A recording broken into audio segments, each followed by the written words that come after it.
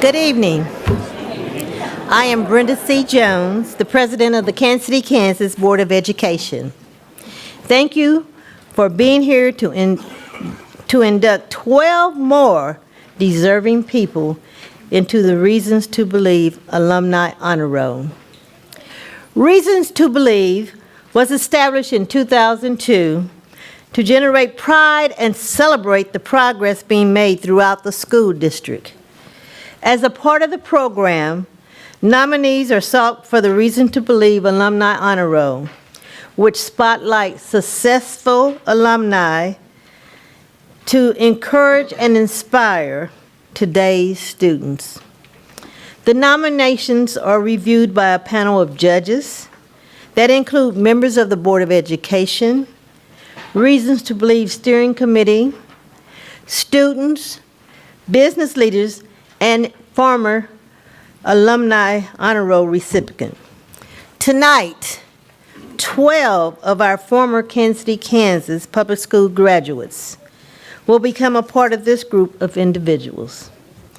These graduates represent 6 decades, beginning with the 1950s.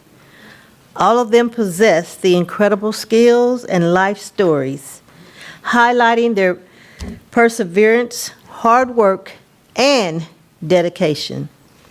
They are our 2017 Reasons to Believe. It is my distinct pleasure, along with my colleagues on the Kansas City, Kansas Board of Education, to be a part of this occasion.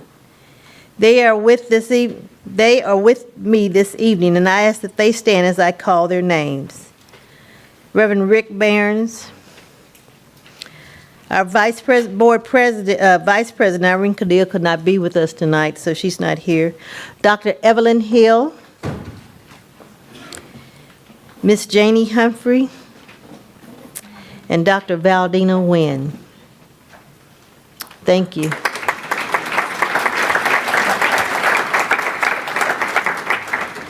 This is a wonderful evening for us to celebrate each of you and your wonderful contributions to the communities here, across this country, and the world. You give us reasons to believe in the tremendous impact we can have on society. You embody reasons to believe in an educational power of Kansas City, Kansas public schools. You are reasons to believe. Please welcome my esteemed colleague on the Kansas City, Kansas Board of Education, Reverend Rick Behrens, with more words of welcome and inspiration.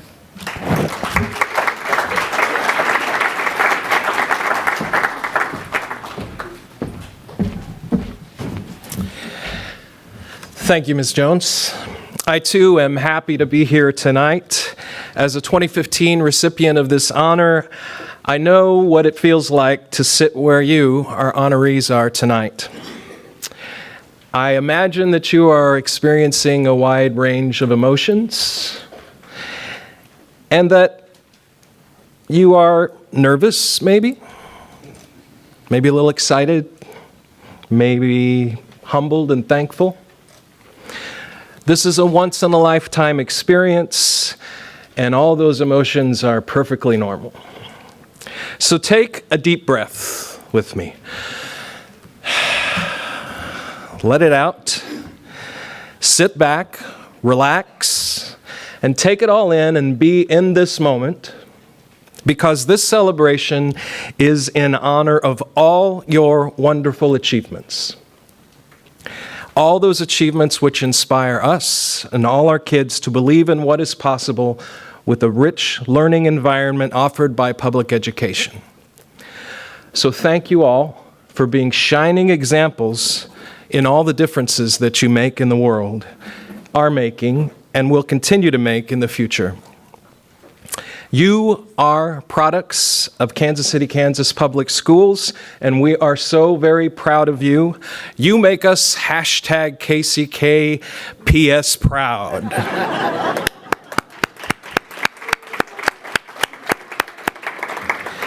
You can all tweet that right now. Some of you may know this already, but it is American Education Week.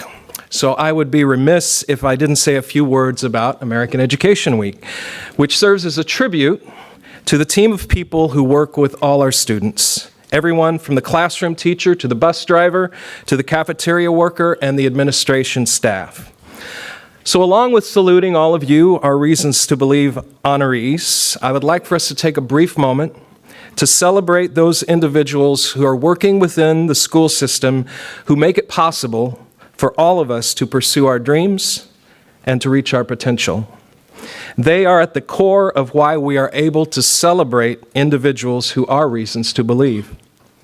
So, if we have anyone in the room, which I think we do, a few, who works or has worked in education in any capacity, I would ask you to please stand right now, please.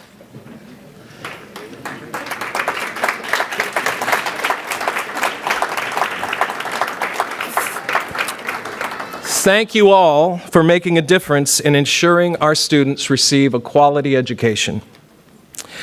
Again, I salute our Reasons to Believe honorees and their wonderful achievements. Thank you to family and friends and work colleagues for being here to share in this celebration.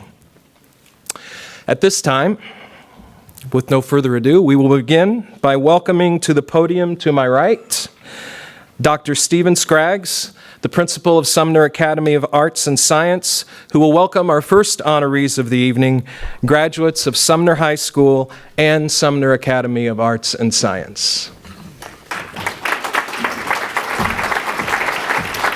Thank you. Good evening. I'm pleased to announce this evening's first honoree, Miss Joanne Collins, community leader and former Kansas City, Missouri council member, has spent most of her life in service to others. In fact, she would not have it any other way because she loves people.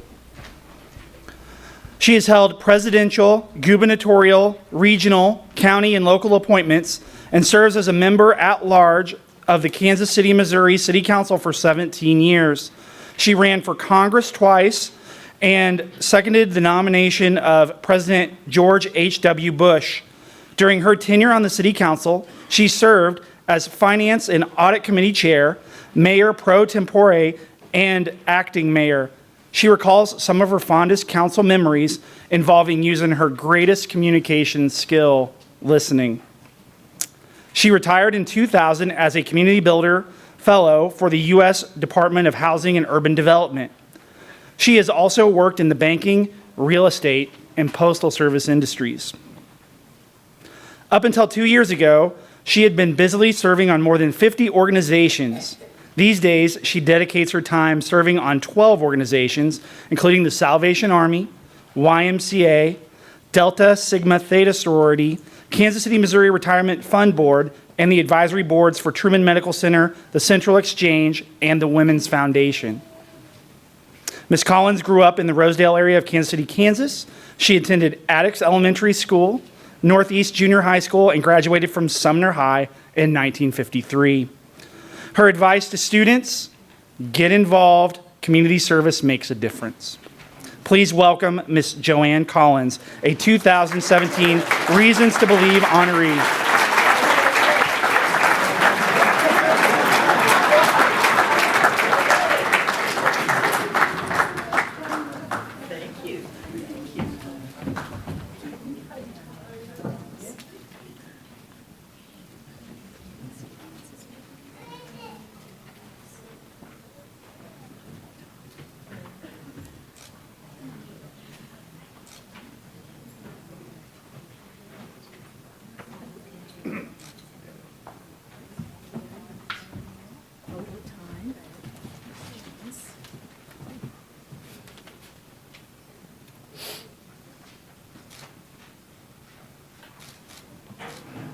Have you done, Dr. Smith?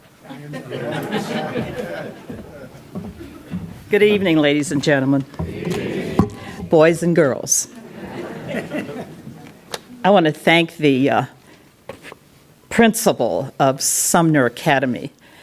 I happen to know a personal friend of yours, Cecilia Carter from Omaha. And congratulations, I'll tell her you've done good. I want to thank Granville O'Neill, our Metro dramatist, and I call him the headmaster of the history room for Sumner High School that's now located at Sumner Academy, for the nomination. And I want to thank the Kansas City, Kansas School District Board, Superintendent, and staff for honoring me among this august body for the 2017-18 class. And being the senior person that's being recognized tonight, I want to let you know that I am before integration. I always introduce myself as BI, before integration. So you recognize that Addox Elementary, that Northeast Junior High, and Sumner High School, their top quality education, had the best teachers in these United States, and we had a quality education. But it was that Miss Dear Rebecca Bloodworth that cultivated my love for speech, presentation, and follow-through. She would look up to me and say, "Little girl, you can do this." And I thank her. But it's also that my God that guides and protects me, my family, my sisters, my children, my parents. It is my church, my community, which is Rosedale community, the Upper Hill neighborhood, that has provided me an opportunity to serve. And it is that push that I got from my teachers and all of my education that allowed me to have a full and satisfying lifetime of public service. So I encourage you, as individuals, to become responsible activists in your individual communities and recognize we all have a legacy. I heard someone say at Townsend's funeral the other day, our individual legacy, but I had the little twist on it. We each have a legacy, but you remember that you want to live it so well that your legacy lives longer than you do. God bless you.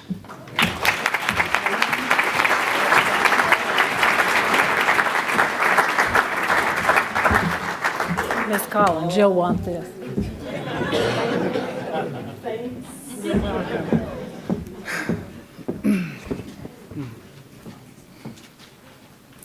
Tonight's second honoree, Ronald Harlan Sr., aspired to own his own company one day, but almost didn't make his dream of becoming an entrepreneur come true.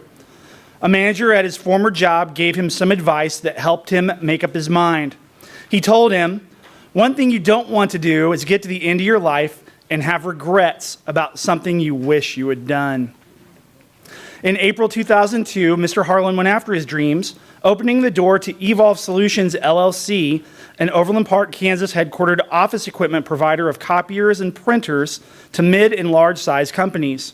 His two sons, Ronald Harlan II and Eric Harlan, worked side by side with him in the business.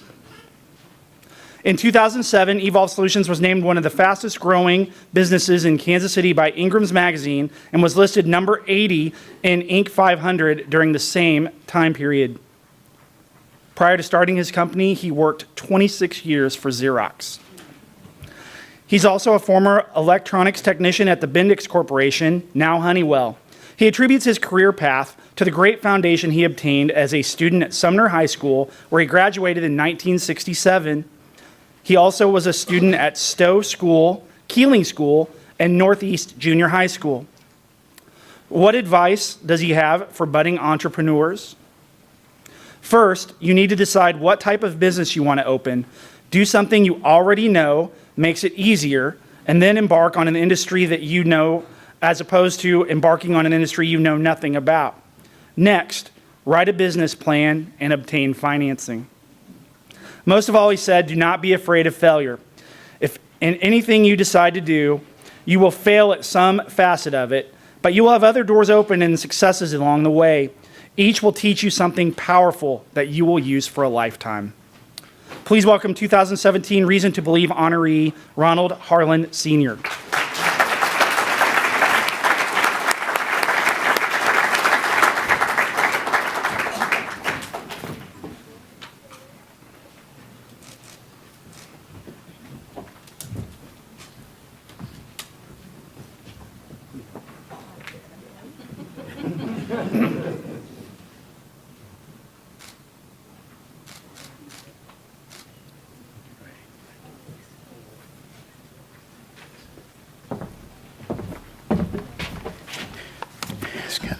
keep this from sliding off here. I'm going to use my few minutes here just to share with you, not about Evolve Solution. The bio speaks for itself. What I like to do is spend some time with you and tell you how Evolve Solutions. I'm reminded of a quote from Dr. Martin Luther King. The function of education is to teach one to think intensely and to think critically. Intelligence plus character, that is the goal of a true education.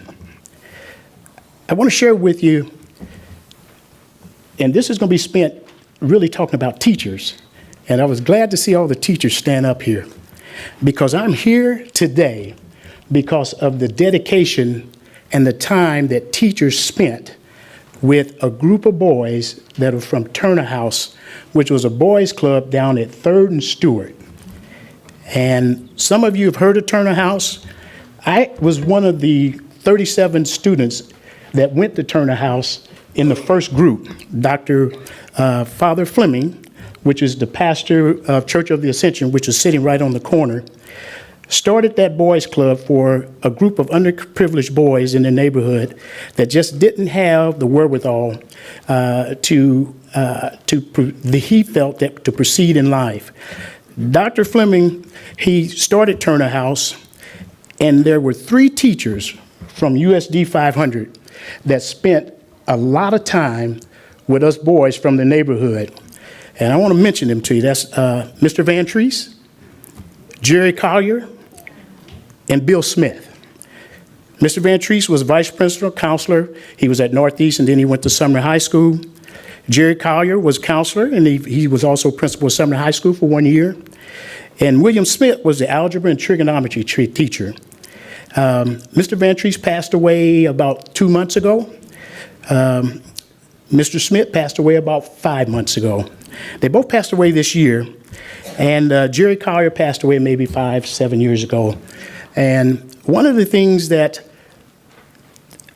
it hit me once I got older and got married to understand the dedication that these teachers gave us and those boys coming out of that neighborhood.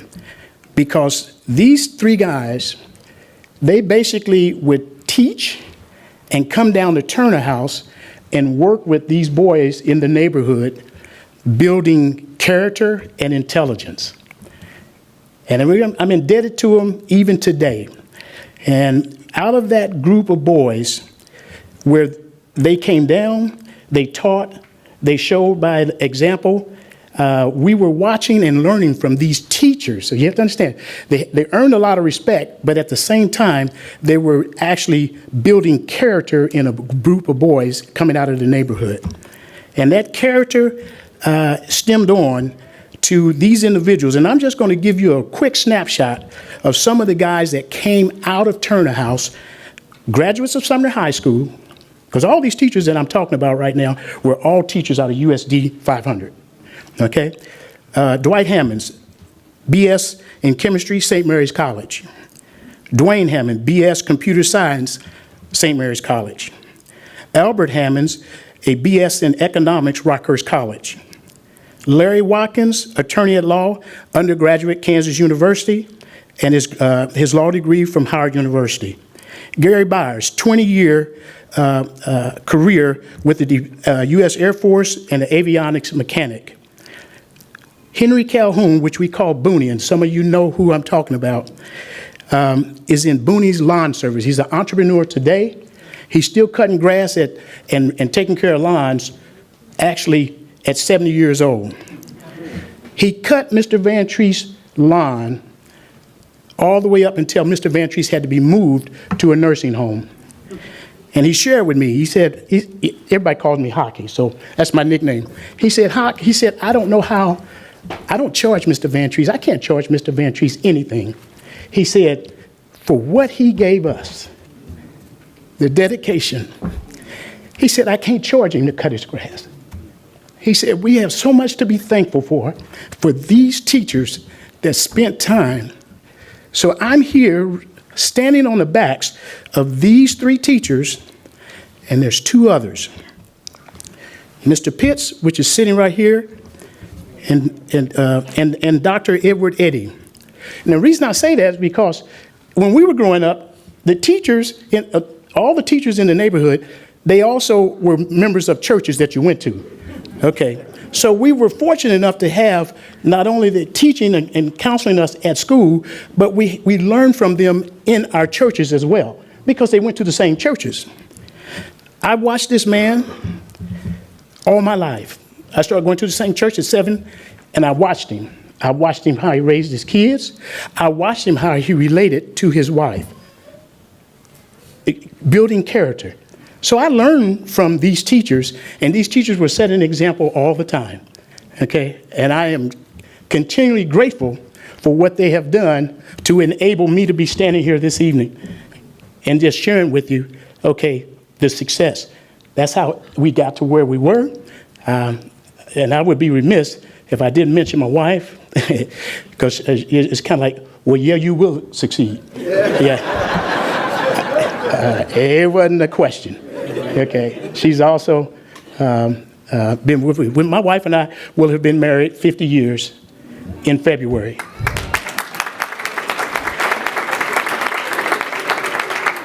Truly, it's an honor. It is an honor. I say this for teachers that are in the room. I said, I know you're teaching under a different set of circumstances if these teachers taught 50 years ago. Don't give up. You will be able to make an impression on students, and those students will never let you down. I'm indebted. I don't want to let myself down, but I also don't want to let these teachers down that spent so much time and showed confidence and faith in me to succeed. Thank you. Thank you. Thank you. All right. All right. Went this way? Yeah. Okay.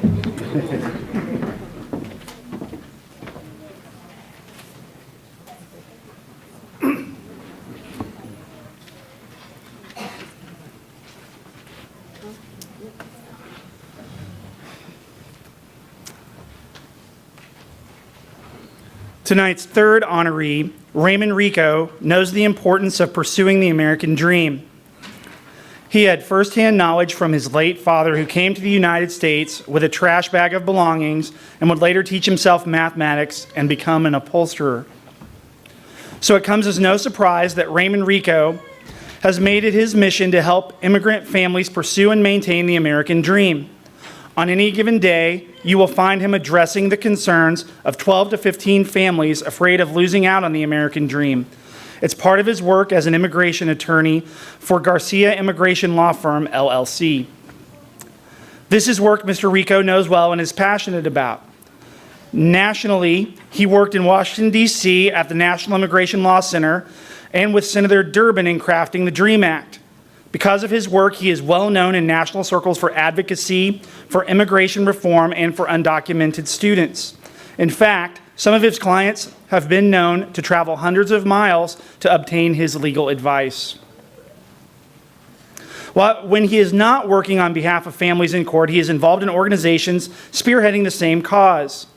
He is a member of the Kansas-Missouri Dream Alliance, a group of undocumented students working for immigration reform. He also serves on the University of Missouri Kansas City Hispanic Advisory Board. He attended school at Emerson Elementary School and Argentine Middle School. He is a 2001 graduate of Sumner Academy of Arts and Science. His advice to students: continue to work hard and make something out of your life. His uncle, a former railroad worker, told him that when he was a teenager. Please welcome 2017 Reason to Believe honoree, Raymond Rico.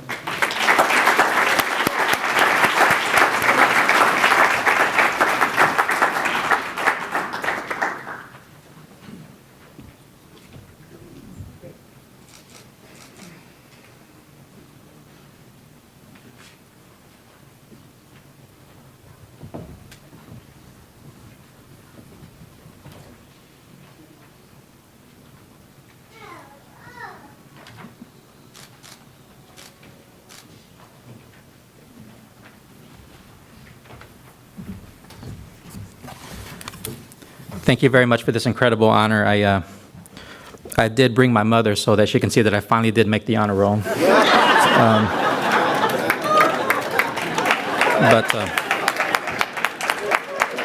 But I am truly honored to receive this award to be inducted into the honor roll. Thank you, Randy Lopez, for the nomination. I am a K through 12 product of the USD 500, and today in my practice, I get a chance to work with families from all over the world.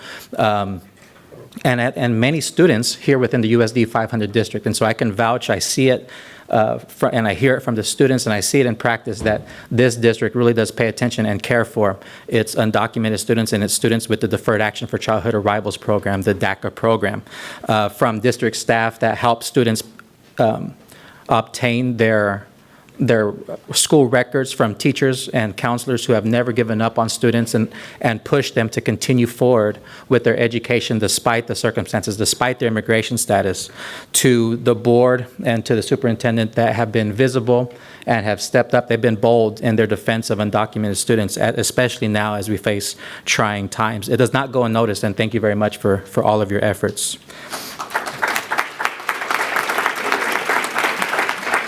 I would be remiss if I did not mention my favorite teacher, Mr. Robert Hassig. He was my history professor. He really made history come to life in his class, and he really, I guess even as a teenager, sometimes you can even see which teachers sort of tolerate you and looking forward to the end of the day with you, and which teachers really believe in you and push you to be your best and set high expectations. I think a lot of times we don't set high enough expectations, and so Mr. Robert Hassig always believed in me, despite the fact that I wasn't the best student. I wasn't a teacher's pet. In fact, sometimes my grade card reflected the word DACA more often than I would care to admit.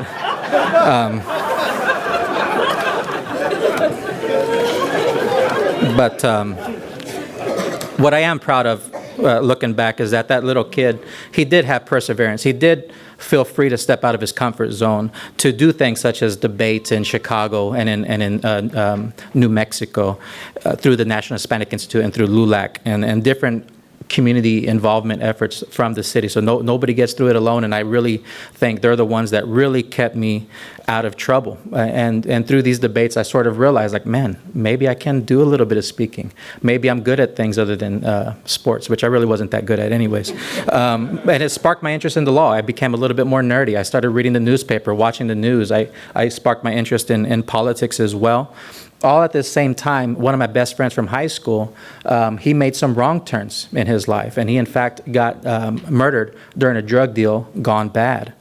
And so I really now look back and I look back at those things that were in my life, activities and mentors. And when you have something to do and mentors showing you the way, that is something that really impacted me. It's something that kept me out of trouble when I had those things that in my life that invited me to do things that might set me off path. And so with the help of others, I maintained my focus and I stayed on my grind, as the kids like to say. And I also remember some things that really I can draw back what I was told back in those days in high school. From my father, who only completed second grade, who always talked about, man, maybe what could I have done if I had gone through all of my education. Stories from my mother about her mother, who was told that you shouldn't get your education because you're destined to be a housewife anyways. And to my Uncle Paul, that always showed us like his hands and his boots and said, hey, this is what a life of back-breaking labor looks like. Go get your education. I don't want you to follow this path. Because I owed it to them, I needed to continue with my studies. And I needed to break down stereotypes that a Latino, and more these days, a Latino male, more and more these days, Latino male from a poor neighborhood, that a Latino male from a poor neighborhood with immigrant background, that I needed to break down those stereotypes that such a student can succeed. And so because a stereotype says the opposite. And so armed with the experience of others and in their hopes in me and many others who believed in me, there was no way that I couldn't succeed. And I'm happy that I navigated my life into something that I can be proud of. And I thank you. And with that, I accept this award. Thank you.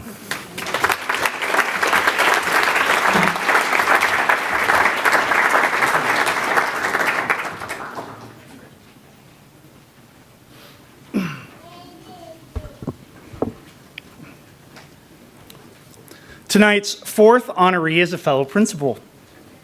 Kansas City, Kansas Public Schools almost missed out on one of the most dedicated, passionate educators. That's because Miss Yolanda K. Thompson was on a mission to become a pediatrician during college. She had always excelled in science in middle school and in high school and knew where she wanted to go on her career path. In fact, she started her college education at Bethel College in North Newton, Kansas, taking courses in the medical field. She had an academic and music scholarship to Bethel College, where she was studying medical technology. What happened to change her career path? She knew she could not tell a parent that a child was going to die. One of her professors suggested she look into changing her major into the field of education. She knew instantly that was the right career path for her. She transferred to the University of Kansas in Lawrence, and the rest, you might say, is history. Today, she is principal of F.L. Schlegel High School, where she is responsible for leading instruction and providing an optimal learning environment for students to fulfill their dreams and aspirations. Although she is now an administrator, Thompson is known to go into the classrooms and teach when needed. I am a servant leader who operates, or a servant administrator who operates as a servant leader.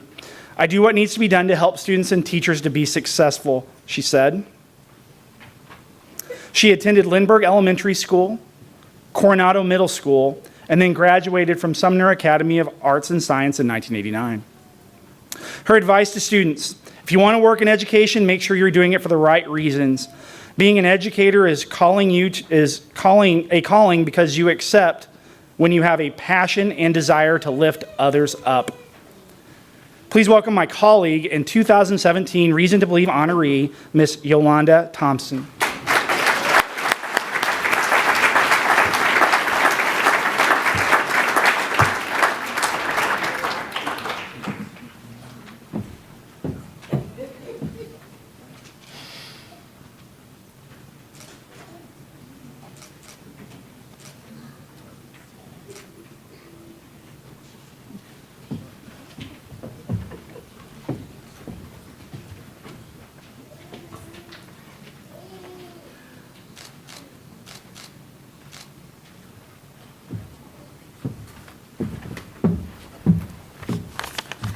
Good evening.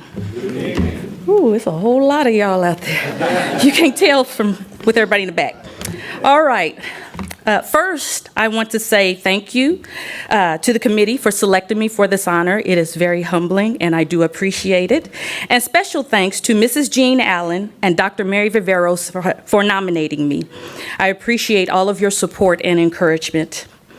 As you look at me, I am only a single piece of evidence of all of the good that comes out of this district.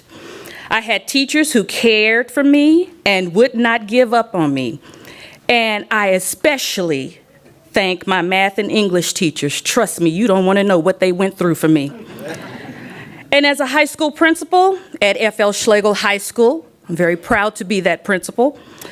I want to offer my students the same care and learning opportunities that were offered to me to prepare them for their futures. Thomas and Ella Womack, AKA Mama and Daddy, thank you for being my first teachers. Through your parenting, you created in me a foundation which the district had something to build upon. And I appreciate your love and support. To Kerwin, my husband, thank you for being my biggest fan and for always pushing me forward and encouraging me to move even when I don't want to, and to never give up.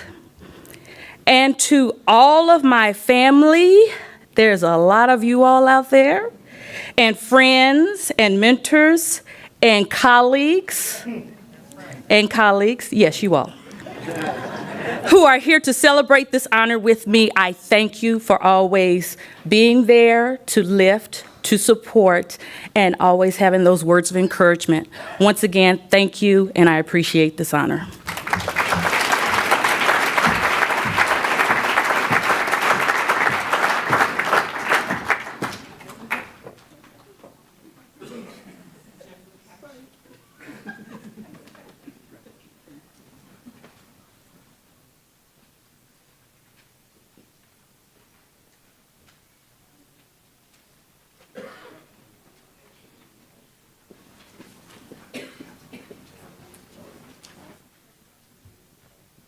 Hello, everyone. Hello. I am Ariane Feltz, an assistant principal at F.L. Schlegel High School. I am honored to recognize F.L. Schlegel High School's 2017 Reasons to Believe honoree. Magistrate Judge Stephanie Dawkins Davis has a picture of her inspiration for becoming a lawyer in her office. It is a photo of the first African American to serve on the highest courts in the land, former Supreme Court Justice Thurgood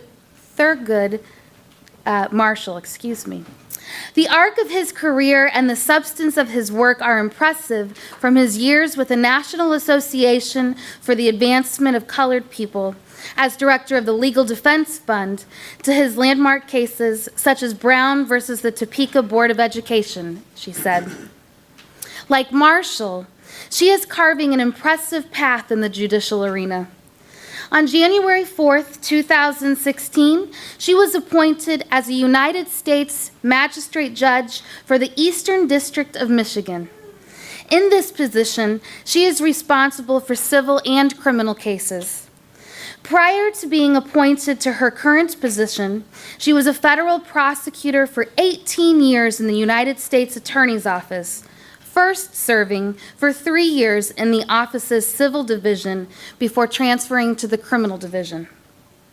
As a criminal prosecutor, Magistrate Judge Stephanie Dawkins Davis practiced in both the General Crimes Unit and the Controlled Substances Units.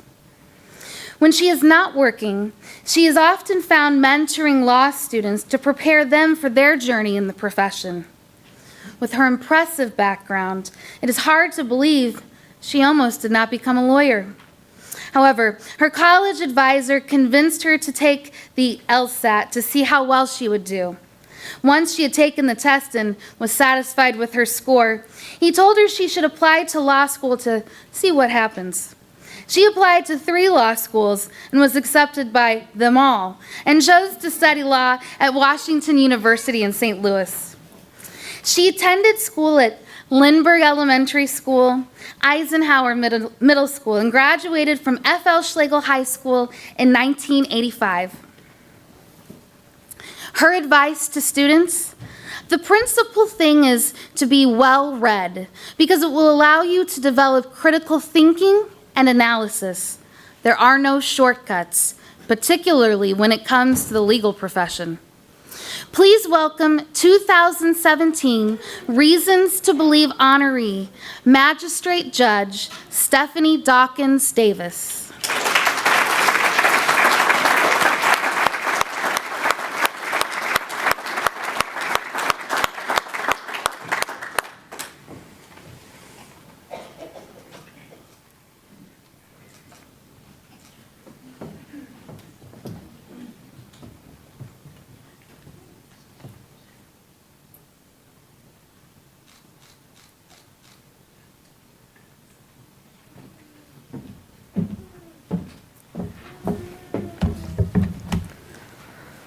All right, well, good evening, everyone, and thank you for that very kind introduction.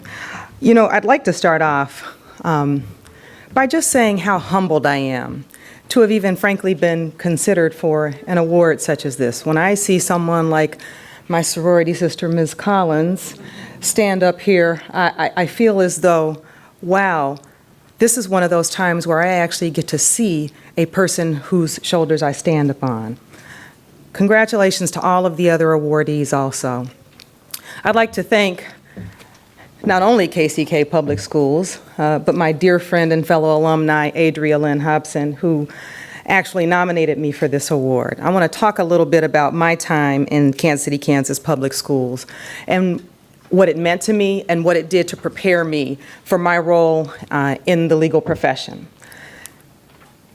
There's so many teachers in this room. And I think that you already know how important your role is in the lives of the young people whose futures you're actually shaping. But I will demonstrate that by telling you about a few teachers who helped to shape my life and me getting to where I am. There are far too many teachers, frankly, who poured into me for me to mention all of them, but I'm going to talk about 3 in particular. When I was at Eisenhower, back then it was junior high school, I had a math teacher named Susan Cotton. I didn't even know her first name back then. I found out about it later. But Ms. Cotton was a teacher, and frankly, I didn't think that she was that fond of me, because I was one of those students that when my mother, and my mom is sitting right over there so she can attest to this, when she would go to those parent-teacher conferences, the teachers would often tell her, well, you know, Stephanie is an excellent student, but I would love to see her face more. And my mother would wonder, well, what do you mean you want to see her face more? And the teacher would say, well, you know, she's always turned around talking to somebody. So, and Ms. Cotton was one of those teachers who had told my mother that. But at the end of the school year, and I was in just 7th grade, I think it was just called, you know, regular 7th grade math. At the end of the year, Ms. Cotton called me to the side, and she said, Stephanie, I want to talk to you about something. And I was like, oh, man, what did I do? Who was I talking to? Was I chewing gum? What was going on? And she said, no, you're not in trouble. She said, I want to talk to you about what you're going to do next year. And I thought, well, yeah, I'm going to 8th grade. That's what I'm doing. And she says, no, you know, you're slated, based upon the fact that you were in 7th grade math, you should go to pre-algebra. And she was like, but I don't think that that's a good idea for you. And I thought, well, I know I talk a lot, but I got an A in your class, you know, what is going on? And she said, you know, I think you need to go to algebra. To which I looked at her and I said, well, I don't know anything about algebra. And she said, you know, you have an exceptional aptitude for math. I think that you were misplaced this year, and you should move ahead to algebra. I simply trusted her. I didn't know one way or another. It's not that I loved math. I did well in it. But she was an example of a teacher looking into the life of a student, looking into the potential. When a child doesn't even know what they have within them, recognizing it and pushing her forward. Amen. That's example number one. My second example is another Susan, Mrs. Susan Young, who was my honors English teacher and humanities teacher at Schlegel High School. No offense to any teacher that is teaching now or has ever taught, but I will just tell you that Ms. Young was the best teacher that ever walked this planet. She was someone who loved teaching so much that even if you didn't want to learn, you were enthused to learn. And one of the things that she did, you know, me and some of my girlfriends got together last night in a celebration, and Ms. Stewart, Wyandottes principal, who I think is in the room, was there. She was my volleyball coach. And I was asking her about Ms. Young and telling her about this story. This is an example of a wonderful teacher. I graduated in the mid-'80s, and that's when rap music was first coming on the scene. We had to read the Iliad and the Odyssey out loud in class. It was torture for us. We bellyached, we griped, we said we didn't understand it. Ms. Young tried to explain to us, you know, it's really all a poem. All of this stuff that you're reading, this is the longest poem ever written. And we thought, this is not poetry. We know poetry. And she said, well, what do you mean you know poetry? And we were like, have you heard the new rap music that's out? Now, picture this. Ms. Young, who back then was probably well into her 60s, and was just the kindest, gentlest soul, said to us, I'll make a deal with you. If you will read, I think we were reading Iliad at that time actually, if you will read this and not bellyache and moan and gripe all day long, I'll allow the best rappers in this class to demonstrate for me this new poetry that you're talking about. She didn't come from our background. She didn't look like us. She didn't know what rap music was. It was really new at that time. And we agreed. We read it, and then she allowed 2 of the guys in our class to put together a rap on Gulliver's Travels.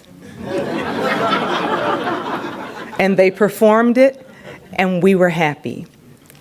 She motivated us through example.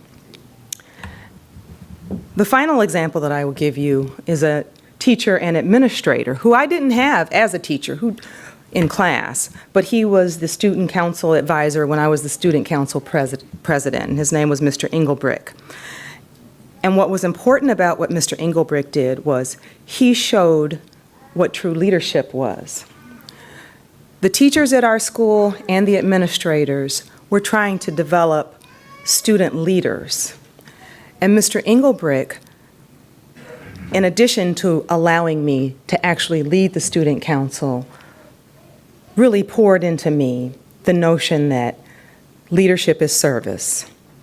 And so for the entire time that I was on student council, our goal was not just for me to represent the students within the school, but for we, as a community, to serve the community.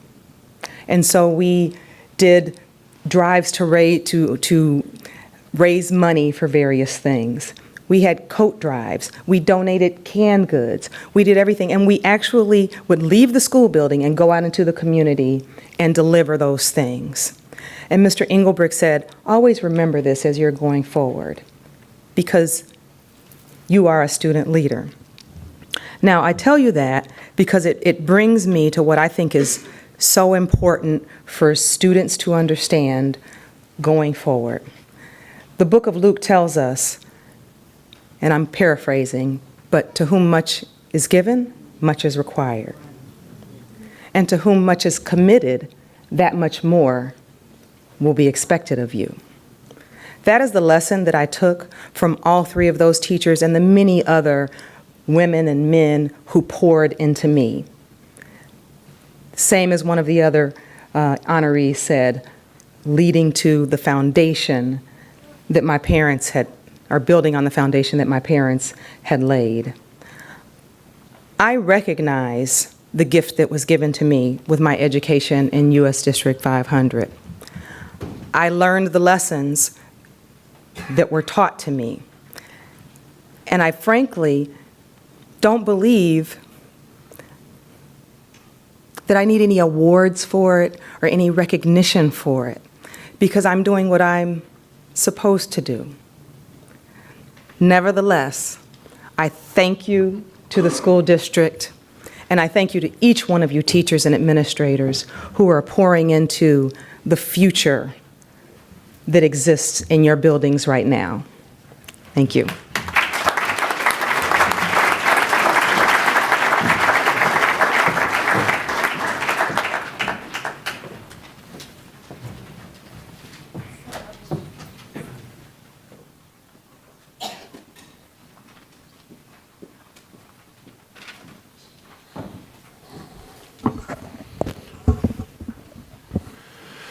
Good evening. My name is Jeff Marcos, and I'm the proud principal at J.C. Harmon High School. I am pleased to introduce our next Reasons to Believe Alumni Honor Roll recipient, and that is United States Circuit Judge, the Honorable Mary H. Murguia. She remembers hearing her parents often say, "Aquí en este país el sol brilla para todos." The translation is, "Here in this country, the sun shines for all." As a youngster growing up in the Argentine area of Kansas City, Kansas, she took this to heart, these words of her parents, and embarked on a path to make this a realization in her life. Her parents recognized that this country afforded them a fair and level playing field, and they strongly supported and encouraged her and her siblings to take advantage of the many educational opportunities that are available. Judge Murguia is an example that hard work does pay off. She was confirmed as a federal district court judge in October of 2000, making her the first Latina to serve in the U.S. District Court for the District of Arizona. She served in that capacity until January of 2011, when she was appointed to her current position as a United States Circuit Judge for the Ninth Circuit Court of Appeals. Judge Murguia has had an impressive law career. She is a former state and federal prosecutor. In 1985, she began her career as an assistant district attorney at the Wyandotte County District Attorney's Office in Kansas City, Kansas. In September of 1990, Judge Murguia was appointed as an assistant United States attorney for Arizona. She served as a criminal deputy chief from November of 94 to August of 98, where she was responsible for her own caseload and the direct supervision of the violent crime unit. In August of 1998, Judge Murguia served as the counsel to the director of the executive office for the United States attorneys at the United States Department of Justice in Washington, D.C. And in September of 1999, Judge Murguia was appointed by the Attorney General, Janet Reno, to serve as the director for the executive office for United States attorneys. She attended Argentine Middle School, Emerson Elementary School, and graduated from J.C. Harmon High School in 1978. Her advice to students: work hard, study and do the best that you can. Be as positive as possible in all matters, especially when dealing with other people.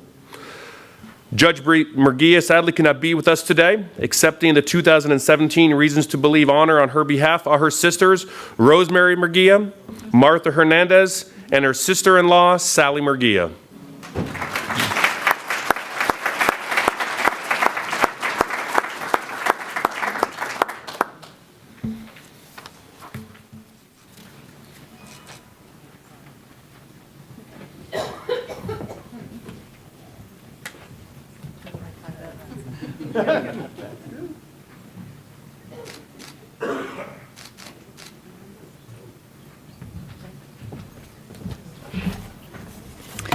Well, it's true. You got Sally Murguia instead of Mary Murguia tonight. And she is much better at the humorous anecdote. My name is Sally Murguia, and I'm the proud sister-in-law of Judge Mary Murguia. Her other two sisters are sitting right here, Rosemary and Martha.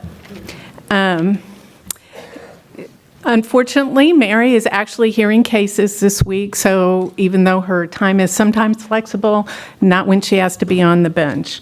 So she regrets that she cannot be here. She wrote that she is deeply honored and humbled to get this special recognition. Around here, I have two kids that graduated from the district. Around here we say, inspiring excellence, every grown-up, every child, every day. And that saying is simply summarizing an ethic that goes way back in time. Mary Murguia is a prime example.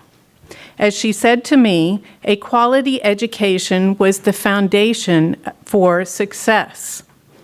Emerson Elementary, Argentine Middle School, and J.C. Harmon High School prepared Mary to enter college and the professional world of law. I'm going to reiterate some of the things that Principal Marcos just said in a little different way. Mary worked right here in KCK as an assistant district attorney before she was tapped to be a U.S. attorney in Phoenix, Arizona. Your KCK public school graduate became the director of the executive office for U.S. attorneys in Washington, D.C., before she became the first Latina to serve on the U.S. District Court of Arizona.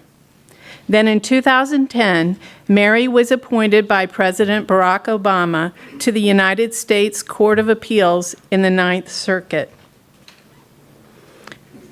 Those are wonderful accomplishments for someone who grew up in the Argentine neighborhood in an immigrant family with many siblings and a blue-collar father working full-time.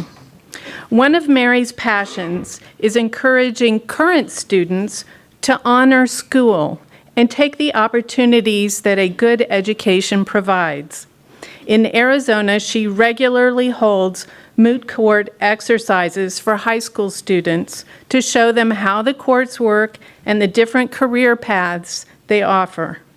So you can be sure she welcomes this recognition, both hoping her story might inspire current KCK students and recognizing her success is due in part to the excellent and dedicated teachers who were talented educators and wonderful role models when she was a student here. She sends her sincere and heartfelt appreciation. Thank you for recognizing Judge Mary Murguia as one of our reasons to believe.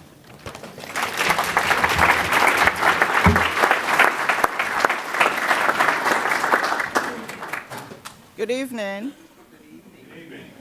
I'm Maritza Paul, principal of Washington High School.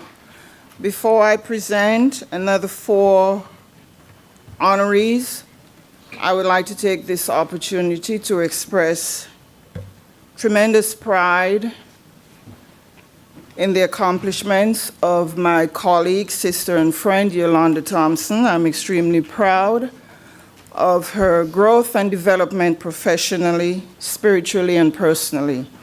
In her own way, she has inspired my journey as an educator here in USD 500. Congratulations, Yolanda. It is my pleasure at this point to introduce 4 reasons to believe honorees this evening. By the age of 9, Ronald Miller knew he wanted a career in law enforcement. At the time, he thought it would be cool to be a National Park Service ranger. He did not become a ranger with the park system, but he did have a 34-year career in law enforcement, where he quickly moved up the ranks of the Kansas City, Kansas Police Department. He began his career with the department as a patrol officer and served in other capacities before becoming the police chief from 2000 to 2006. He served as the chief of police of the Topeka Police Department from 2006 to 2014. Today, he's the United States Marshal for the District of Kansas. It is a position he was appointed to by President Barack Obama and confirmed by the Senate in 2015. The role of Mr. Miller and his team is to protect the federal judicial process and to make sure it operates smoothly. Mr. Miller credits his professional success to a number of men who were role models and who imparted wisdom throughout his life. One mentor was former Kansas City, Kansas Police Chief Alan Myers, who inspired him on his law enforcement journey. It's a role Mr. Miller has proudly embraced with other individuals who are dedicated to protecting citizens. I only have a length of time to be here to serve others, so I have to pass along the knowledge to others, he said. He attended Hazel Grove Elementary School, Coronado Junior High School, and graduated from Washington High School in 1968. His advice to students is to figure out what you want to do in life and pursue it vigorously. Please welcome 2017 Reasons to Believe honoree, Mr. Ronald Miller.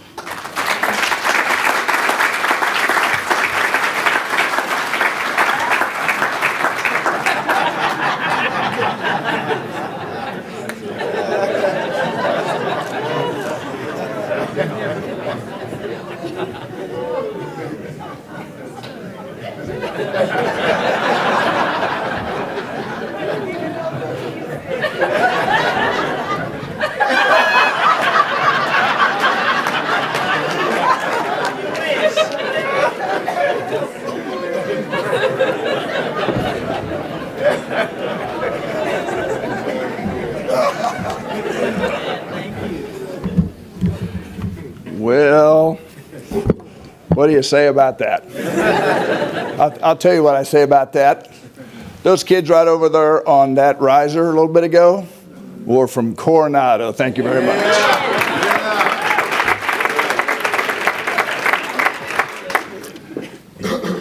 So I am a product of USD 500, like all of my esteemed honorees.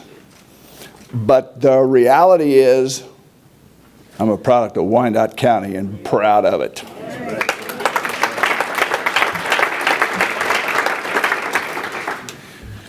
So I was appointed the United States Marshal in 2015 by President Barack Obama.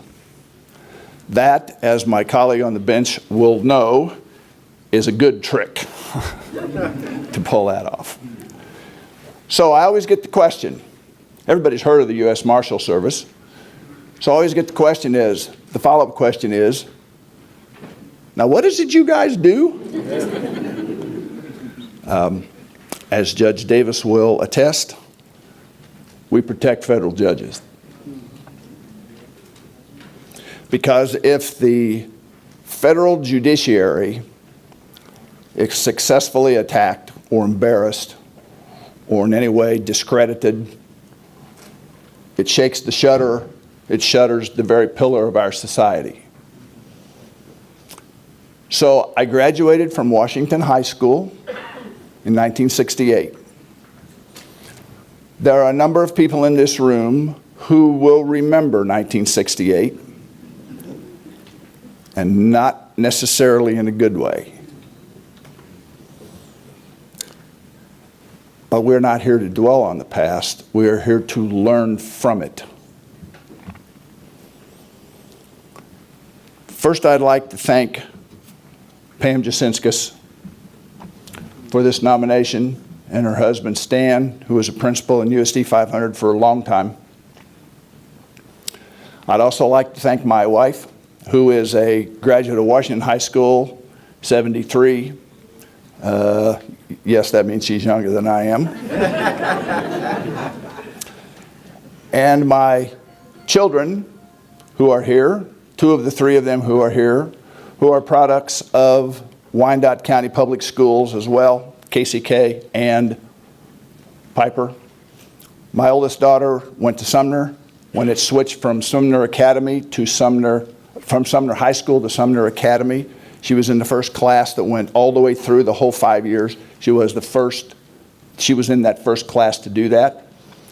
At the time, now you have to think about this, at the time that happened, that was a decision made by us to send her to Sumner because times, they are changing. Two of my two daughters are both nurses who have bachelor's degree, and my son, who is here, is a police officer in Overland Park who graduated from KU. My wife graduated from Friends, and the reality is my sister and I went through KCK Public Schools all the way through, and then went to college, and she graduated from Baker. So you can be from Wyandotte County, and you can be relatively successful.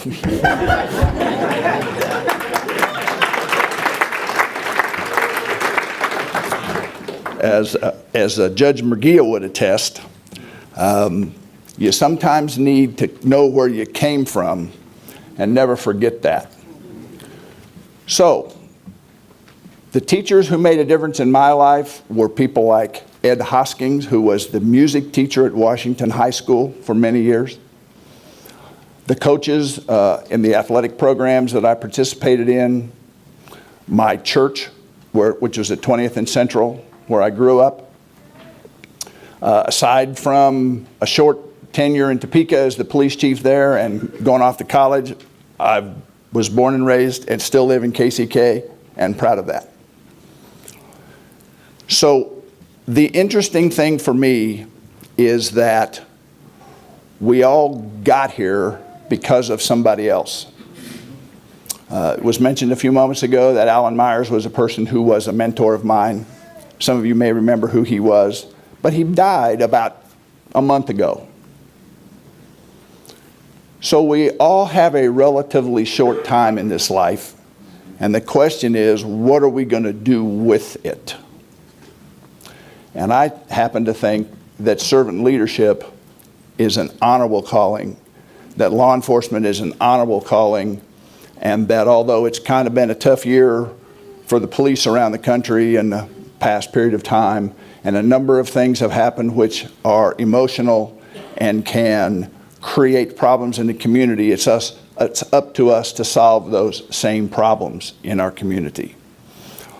When I was the police chief in KCK, we started at USD 500 with the School Resource Officer Program to put police officers in non-confrontational contact with citizens in the schools. And that program has grown, and there are police officers now who work for USD 500 who are in these schools all the time, and the SROs as well. So I'll leave you with this thought. Our job is to take care of other people's children. That's what educators do. They take care of other people's children. And as we grow up, our job is to take care of other people's parents or other people in our community. So I'll leave you with this thought. I believe as Jesus was on the cross, he looked down to John and said, "Take care of my mother." Thank you.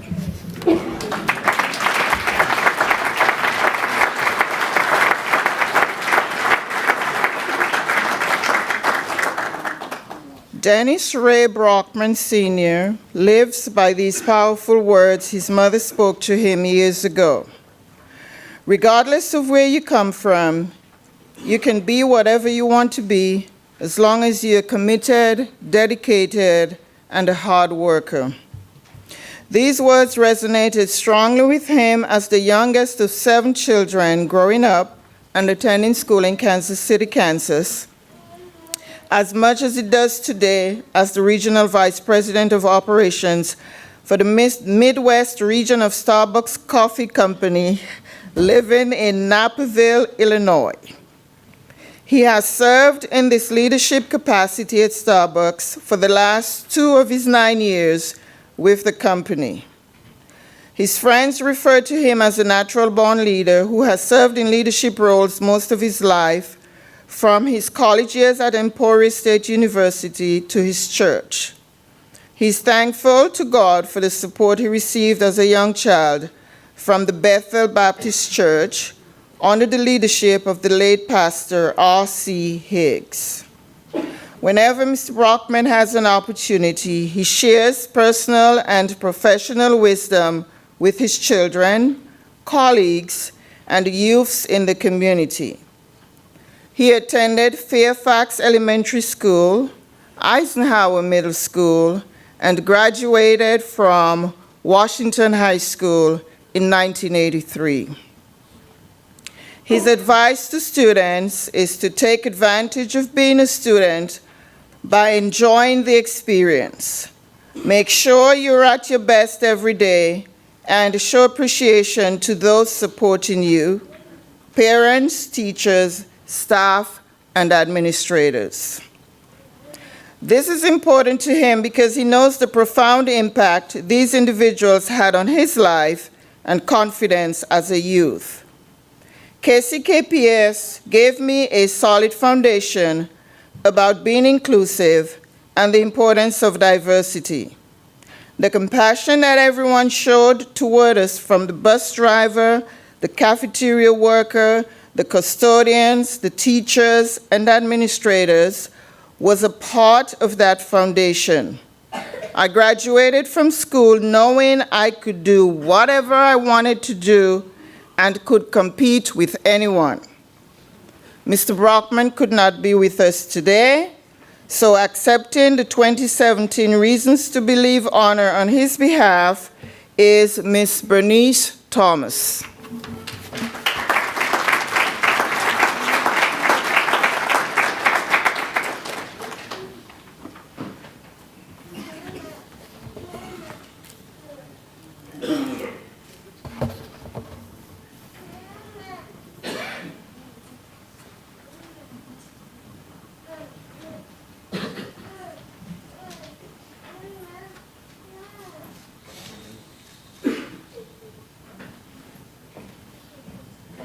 Good evening.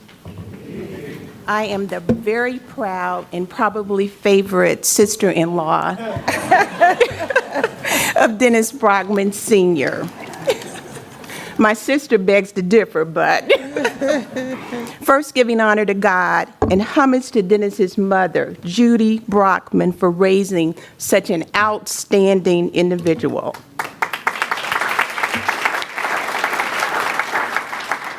On behalf of Dennis, I accept this award for him. When he was initially notified, he was totally surprised and definitely was excited to be here. Unfortunately, due to a rather short notice from his job to travel this week from Chicago to Michigan, he wasn't able to come tonight. He humbly, gratefully accepts the award with much pride. And very many thanks to the selection committee. Thank you so much.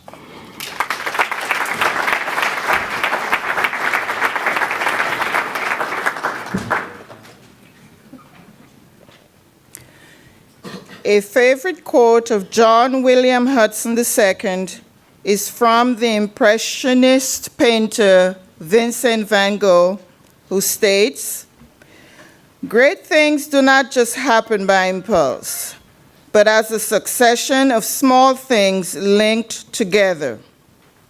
Sometimes people think success happens overnight. To the contrary, you have to take the small steps for the big things to happen, he said.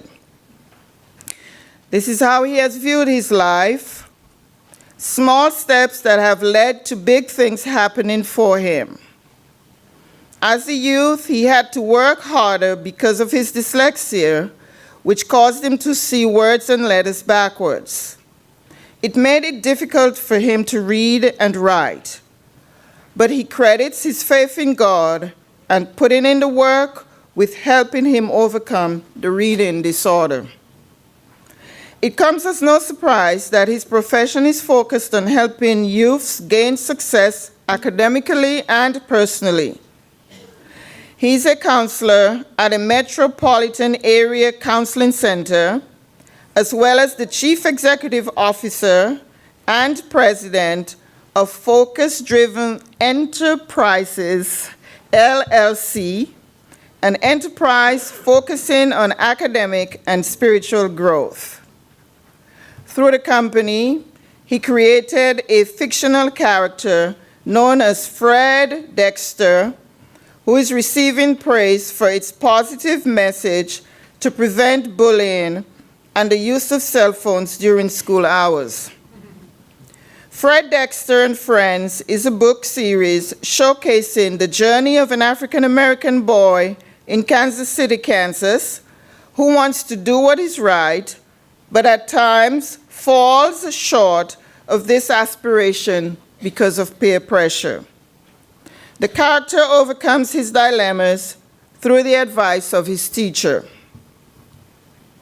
Mr. Hudson is a motivational speaker and former semi-professional basketball player who played on the international basketball team, Athletes in Action, in Suva, Fiji, and Auckland, New Zealand in 2002. He attended Stony Point North Elementary School, Arrowhead Middle School, and graduated from Washington High School in 1996. What advice does he have for students? If you can't cut it, you can't stay.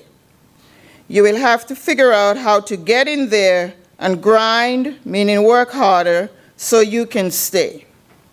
These words from Mr. Hudson's father have guided him throughout his life.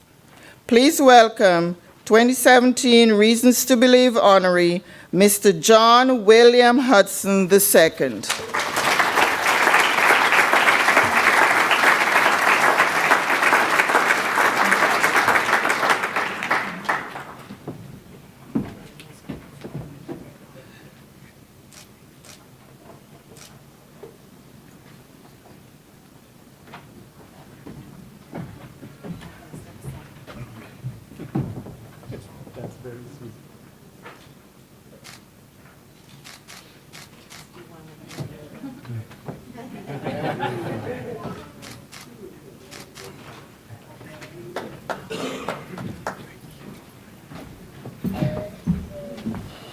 Okay, first of all, I want to say thank you to the Kansas City, Kansas Public Schools, to all the people that came tonight. Excuse my voice, it's very raspy.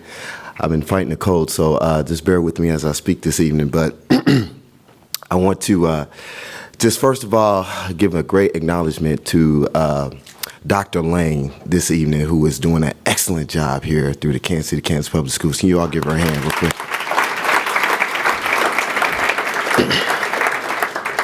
And also to the main two people who I really want to show gratitude this evening for is my parents. One is my mother, Dr. Evelyn Hill, who just gave me the award. Some of you all may know her. And then the other is my father, Richard Dennis Hudson Sr. Stand up. Thank you, Dad. And so I always, kids always tell me, you know, you play basketball and I do all these things, and they're like, well, where did your inspiration come from? And I tell them it's my parents. My mom, even though she's heavy in the school district helping with kids and things like that, my mom is also a minister and a pastor and a speaker. Very, very great speaker at that, who've all heard her speak. And my dad is a deacon. So you got to remember, growing up for me, if my mom was a pastor, and I'm looking at my dad now, my dad was an electrician, I was bound to see the light.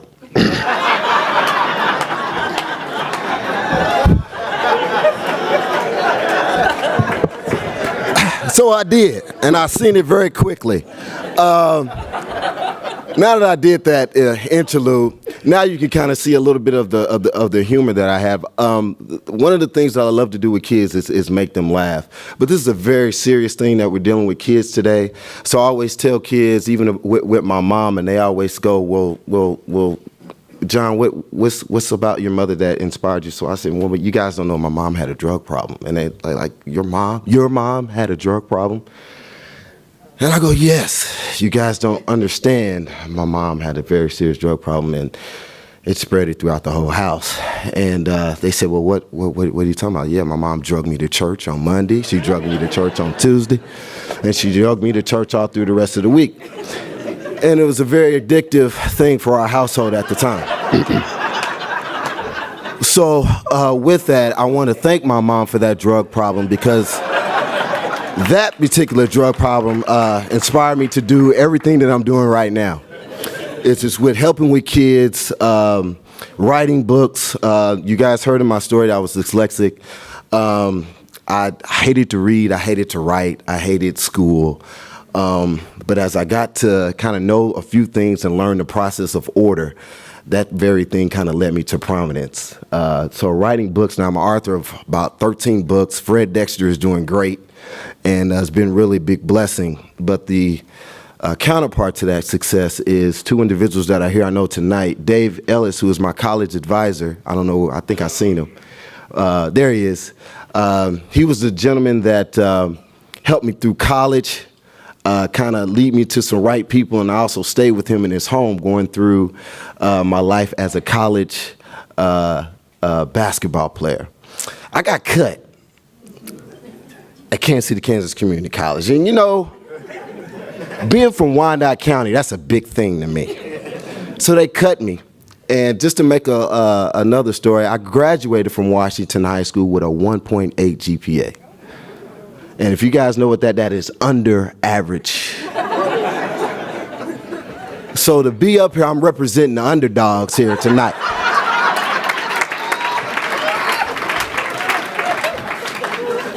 Now, don't get it twisted, because when I went to grad school, I was a 3.5. And then when I went to other grad school, I was a 3.8. So yes, but I very had humble beginnings. All right? So back to Kansas City, Kansas Community College, real quick. Yes, I graduated 1.8. I told my mom I wanted to go to school there and play basketball. There was a coach at my high school by the name of Leonard Sparkman. One of my high school best friends is here. His name is Terrence Flowers. He can attest to the very battles that I've had with my coach. At the time. Coach Sparkman was from Gary, Indiana, and he loved the fact that one of his main stories was Michael Jackson and the Family was a part of my neighborhood. And at that time, you know, we loved Michael Jackson, but we were like, that has nothing to do with basketball. Can we please get on with what we got going on? But one of the things that he said to me inspired me. And the very thing that he said to me was this, and I need the kids to listen up for anybody who has any kind of athletic dreams or anything like that in here. He said to me, John Hudson, you will never play outside of these four walls of Washington High School. And he meant that with the bottom of his heart. And I looked at that man, and I was 17 years old, going on 18, and all I can do was put my head down and walk out of the gym. But as I put my head down and walked out of the gym, a fire lit inside of my heart. Because I knew at that time, I could not let one person determine my future or my destiny. And as you guys get to know some of my story, you'll know that not only did I play outside of the four walls of my high school, but I played outside of the four walls of my country. and I represented Jesus Christ doing it.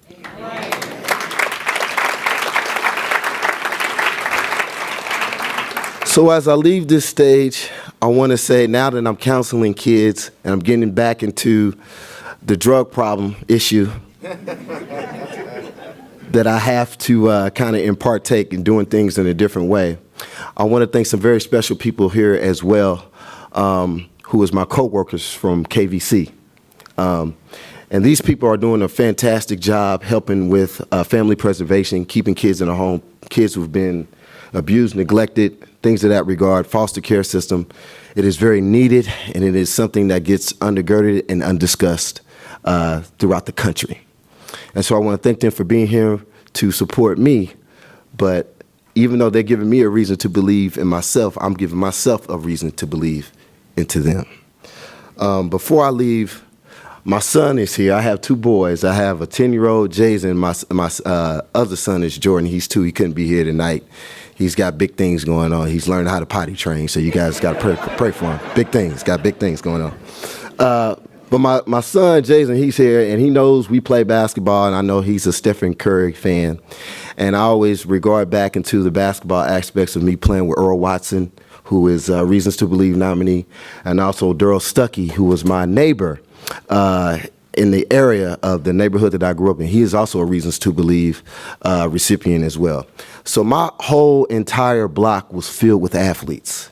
And even though that I did not make it to the moon of the NBA, I was amongst the stars of the Reasons to Believe nominees here. Thank you very much. God bless you.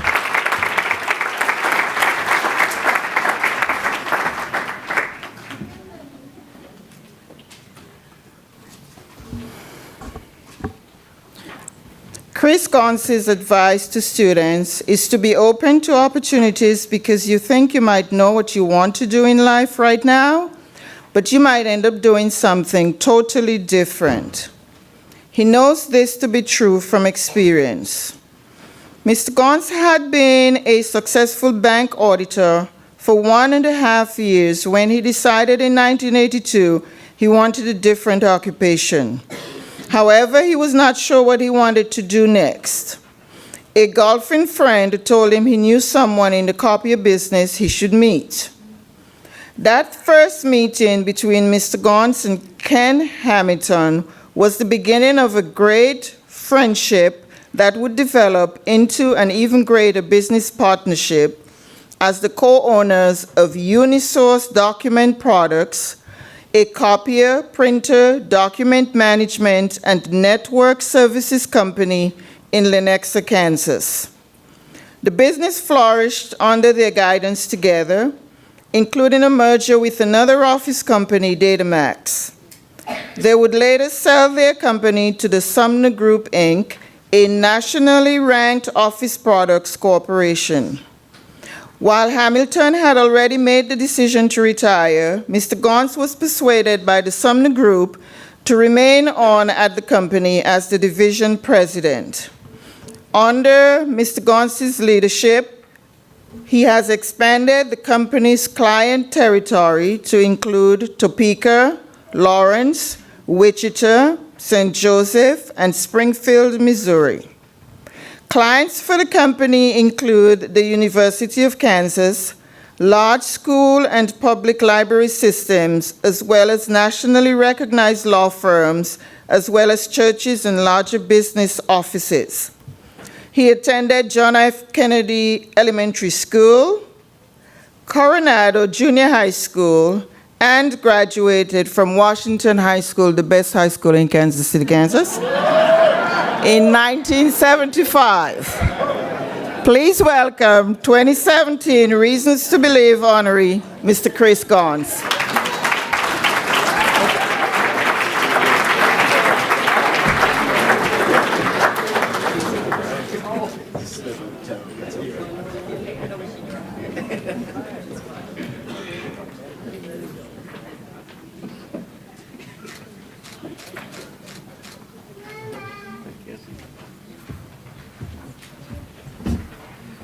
Thank you all, and congratulations to all the other honorees. I'm not sure why they put me after John, but I'll do my best. So there are some people I'd like to recognize. I mean, I have a lot of people here that have helped kind of shape me and where I've gotten today. And a lot of them are here tonight, and I want to make sure that I recognize them. So my mom and dad, both Wyandotte High School grads, Pat and Gary Gauntz. I can't beat Mr. Harlan, but my wife, high school sweetheart of 37 years, Janie, and my brilliant son and daughter, Chase and Mal, and my sister, who's another Washington grad, Candy. She works in the district. And then a lot of people over there. If you all would do me a favor, stand up. And if you guys could give them a really good round of applause, I'd really appreciate it. I'll work you got to stand up. No, you got to stand up. Come on. All the work people, my work people, Kevin, Tim, Jamie, come on. You got to stand up. There's always a reason. You got to, big round of applause, standing up. And I'm doing that because I got a tough crowd at work. They are rough on me. So I know what's going to happen is tomorrow they'll critique. All right? So in my book, people were standing. People were applauding. I'm up here. I think by definition, that's a standing ovation. I think that's it. So... all right. So Dr. Lane upstairs, she said, Chris, I hope you'll tell your story. And it's, I don't wear a watch, but I know it's past my dad's bedtime. So I'm not going to tell my story, but what I will give you is a little philosophy. And so, you know, in our lives, we like to title and label people. And so in our industry, we have sales managers and service managers and technicians, and we have people who are meticulous and people who are a little bit messy, young people, old people. But you know what? In reality, those don't really describe the person. What describes the person and what you are is what you do and what you accomplish every day. It's what you say, it's the words you speak, and how you treat people every day. And you know, in reality, there's no label and no titles that will elevate you, and there's no labels and there's no titles that should keep you from accomplishing your goals. So, and the great thing is, every day, if you didn't accomplish what you wanted today, there's tomorrow. So set a new path, get a new goal, surround yourself with really good people, treat them with respect, just the way that you would want to be treated, and go out and accomplish those goals. And when you do that, celebrate the wins, because believe me, in our industry, Ron, you know, we compete all the time, and I understand after he gave a speech why we lose to Ron sometimes. So celebrate the wins, because it's not, you know, that's not something that happens all the time, and you don't want to celebrate too long because you know there's more challenges right around the corner. But, and so I guess finally, probably one of the most important things, excuse me, that I tell my kids this all the time is, most of all, have fun every single day with what you do. Life is way too short not to have fun. And people, honestly, they'd like to be around people that are having fun. So I really appreciate the honor. I'm very proud to be a Washington Wildcat. Yeah, go Wildcat. And thank you all. Congratulations to everybody.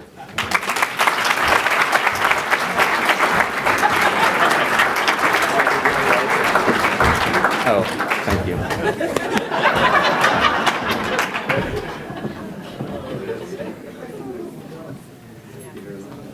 Good evening. My name is Mary Stewart. I'm the proud principal of Wyandotte High School. Once a Bulldog? I knew I had some Bulldogs out there. And it is my pleasure to introduce two of them to you at this time. I will begin by introducing you to District Attorney Mark A. Dupree, Sr.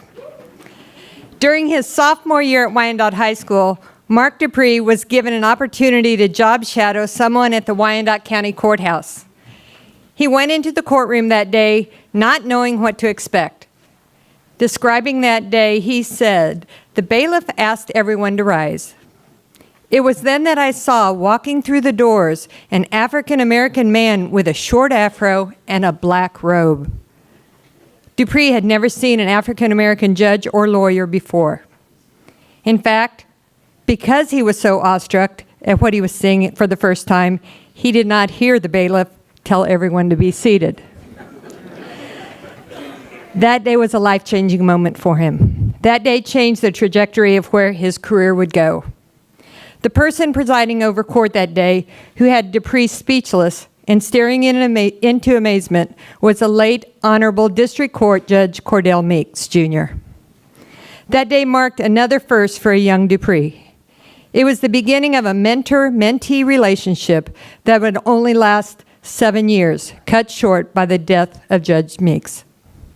Today, Dupree is the first African-American elected district attorney in the state of Kansas, a position he has held since 2017. He is also the third person to ever serve as the district attorney in Wyandotte County since the inception of the position in 1971. Prior to serving as the district attorney, he worked in private practice at Dupree and Dupree Attorneys at Law, a firm he owned with his wife, Chanel. He attended Vance Elementary School, Coronado Middle School, and graduated from Wyandotte High School in the year of 2000. The best advice he'd give to a student: be persistent, stay prayerful, and never let anyone stop you from pursuing your dream. Please welcome 2017 Reasons to Believe honoree District Attorney Mark A. Dupree, Sr.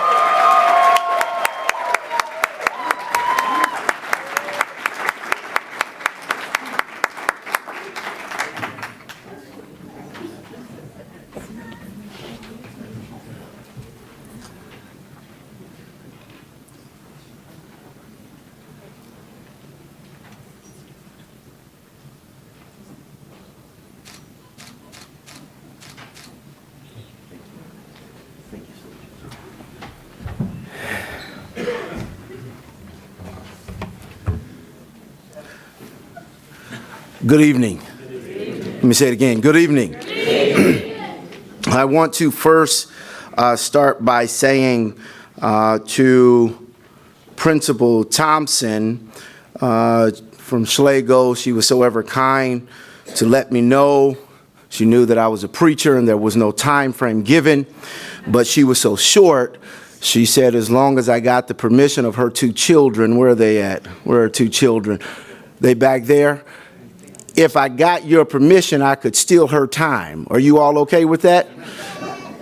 Thank you. I got 2 over here, no over there. I think that no was mine, but I'm gonna take yours. They know they daddy, huh? Having said that, let me first start by saying I give honor to God for having the ability to stand here today. It is indeed a pleasure. I want to thank Superintendent Lane for the wonderful work that she's doing here, as well as the school board and Madam President and all of you fine educators that are here in the place. Thank you to the selection committee for picking me. I want to thank my dear wonderful cousin, Captain Holland, who nominated me, who likewise is a former Reason to Believe. And I want to acknowledge some of the folks that are here in support of me in this moment. I have plenty of my family here. My brother, the Honorable Judge Tim Dupree. I got to tell you, I'm excited that he's here. He is my big brother, and doggone it, he got it a year before me, and so that's all right. I'm going to have to win another challenge, but I'm grateful that he's in the house. I thank him and his wife for being here. My sister, who's in the house, I call her my younger sister, but she is indeed older than I, Teresina, and I have nieces and nephews. My mother-in-law from Oklahoma. Mother, could you raise your hand for me? Thank you so much for traveling. all of my nieces, my great aunt Tish, who is here, and all of the other family that's here. I would be remiss if I didn't have my wife and my 4 beautiful children to stand. My wife and 4 beautiful children. There they are. There they are. There you go. All right. So that was Dr. Thompson's 2 minutes. And so now let me jump into mine. All right. But Scripture does teach us to do justice, to love mercy, to walk humbly before our God. This honor tonight is humbling for me. I am just a young boy who grew up off of 8th Street and thought I was moving on up by the time I got to Wyandotte High School when we moved to 18th and Freeman. And it was exciting because I was no longer on the single digits. We had made it. We had arrived, and so here I go to Wyandotte High School, and then I run into Cordell Meeks, but I had parents who put into me some of the same values that some of the wonderful honorees received, and they had the same drug problem. My mother and father were co-pastors, and about this time last year, I lost my mother, and just a month ago, I lost my father. And so I stand here, and I feel a certain kind of way because they're not here with me. But they were, in fact, my reasons to believe. They were the reasons that got me to where I am. They're the reasons why I became the district attorney, the reason why I'm able to stand and say that it is my desire to continue to inspire and to encourage others. And one of those other folks beyond, I walked in here, Dr. Lane, and I felt like I was back in high school. I saw my former principal, Principal Thompson. I saw Mr. White, and then walked in one of the best teachers and coaches that I ever encountered, Mr. Bob Brown. Wave your hand. Mr. Bob Brown. Many people ask, well, Dupree, where did you get that competitive aspect of life? And I tell you, this man was a tough wrestling coach, and he put us to the limit. But what I learned from him is don't act later, but you need to act now. And when you act now, understand that everything you do in life is on you. You can't blame anybody else when you're out on that wrestling mat. The only person you can say win or lose is you. So the best thing you can do is prepare right now. And so as I close, yes, I felt your spirit.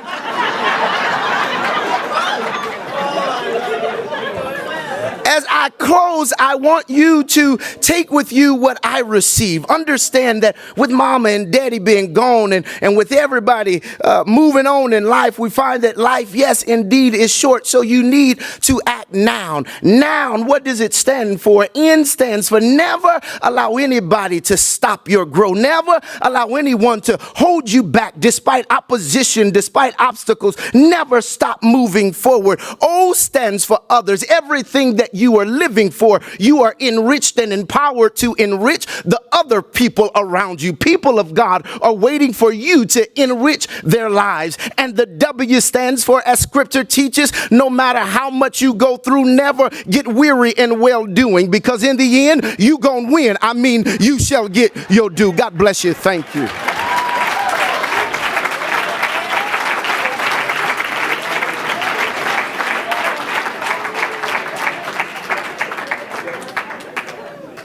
Our next honoree is Dr. Latoria Chin. Dr. Latoria Chin is known for taking care of business. The label is fine with detail-oriented person who spends her day reading and reviewing contracts for understandability and make sure all parties are following the agreements. Chin began working in government contract compliance in 2000 in the Kansas Speedway, where she reviews multi-million-dollar contracts. Her work in the field of government compliance has led to great opportunities in Kansas City, Kansas. In 2009, she was appointed the first chairperson of the Unified Government Wyandotte County, Kansas City, Kansas Contract Fairness Board. In 2010, she became the principal and founder of the Trini Confel and Beck LLC, a government contract compliance results company with accounts in the United States and abroad. The company, named in honor of her 3 sisters, Connie, Thelma, and Becky, was started at the urging of her colleagues at the Kansas Speedway. Although she has her own company, she still works with the Kansas Speedway on contracts, such as the hotel that will soon connect the casino in western Wyandotte County. She is the former director of the Career Planning and Job Placement, an adjunct professor at Donnelly College, and student teacher at Sumner Academy of Arts and Science. She says, "It's been a long road to get where I am today, and the pathway there has been filled with meeting a lot of people who have helped me on this incredible journey."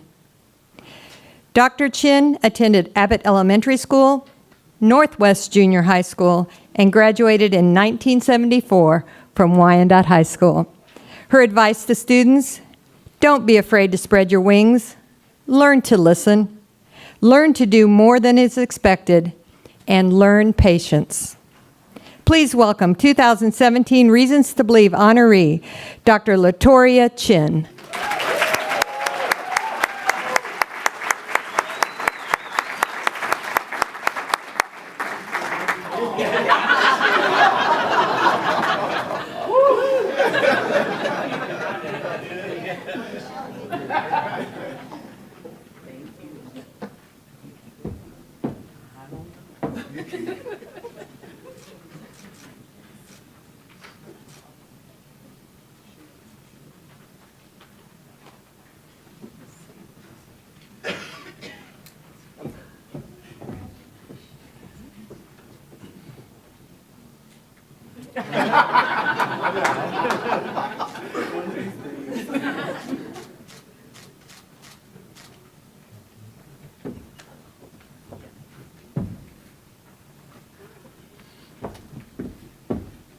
Good evening. Good evening. I shared with the district attorney, I know he did not do that to me, but he did.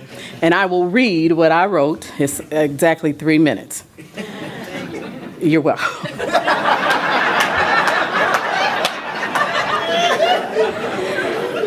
Superintendent Dr. Cynthia Lane, School District 500, Kansas City, Kansas, and the District 500 School Board President and members, our panel of judges, Reasons to Believe Steering Committee, students, business leaders, former alumni honor roll recipients, my fellow honorees, my parents and 2 sisters who reside in heaven, my family and my friends present tonight, good evening.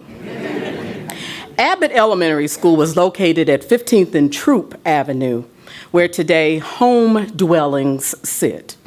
The principal was Mrs. Lindhorst, but it was my 6th grade teacher, Miss Grace Dysart, with her rosy red cheeks and her cat-framed glasses, preparing me for what was to be some of the most memorable days of elementary school. She was quite determined that I was successful, preparing me for what was to come, waiting for me at 18th and Haskell at the Northwest Junior High School, Principal Carl Bruce. It was at Northwest, grades 7 through 9, that then my favorite teacher and principal was Mr. Carl Bruce. And he helped me to discover that I had some common sense and a little bit of intellectual ability. Now, not much, but just a little bit. But the best was yet to come. Wyandotte High School, 25th in Minnesota, Big Red, home of the Bulldogs. Once a Bulldog, always a Bulldog. Woo! Homeroom was the first floor. My homeroom teacher, the science teacher, Linda Tears. My first locker was the first locker past the water fountain on the first floor. Combination 33, 38, 16. Lift. My favorite teacher, and then going on, was Mr. Thomas Rohn. Both Mr. Bruce and Mr. Rohn, they would leave their offices and they would meet and greet us daily, and they would physically dance along beside us if a good song was on our boom box. But when it came time for respect of our instructors, allegiance to our school books and study, happily looking forward to our graduation ceremonies, and then finally our college application completions, they were quite serious. They meant business, and they looked for us to do greater things.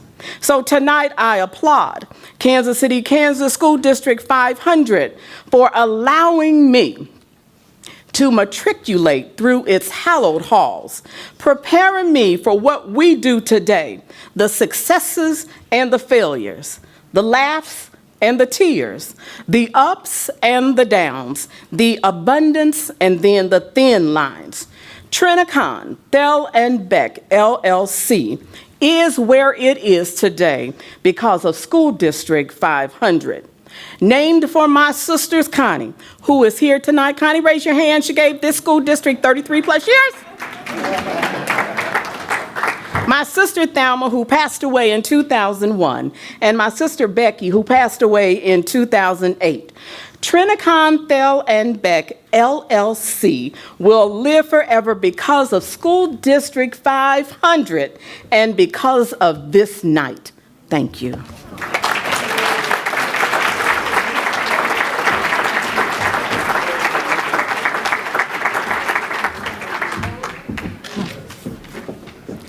I say Dr. Chen didn't have a thing to worry about. What do you think?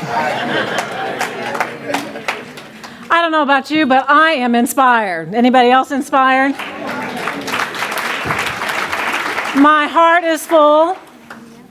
My brain is swirling. I can't wait to get out and sing the songs of the good work that's happening in this school district and all that you have accomplished. We are so proud of you. We thank you for allowing us to honor your achievements, to lift you up to the young people that are now going through our school district, to show them that through hard work and determination, anything is possible. You are evidence of that. So I ask you to join me as we leave here today. Join me as I think, how can I not sing about the accomplishments of these great, extraordinary people? Thank you for your entrepreneurial spirit. Thank you for your volunteerism and your perseverance. Thank you for your flexibility and your courage and your dedication.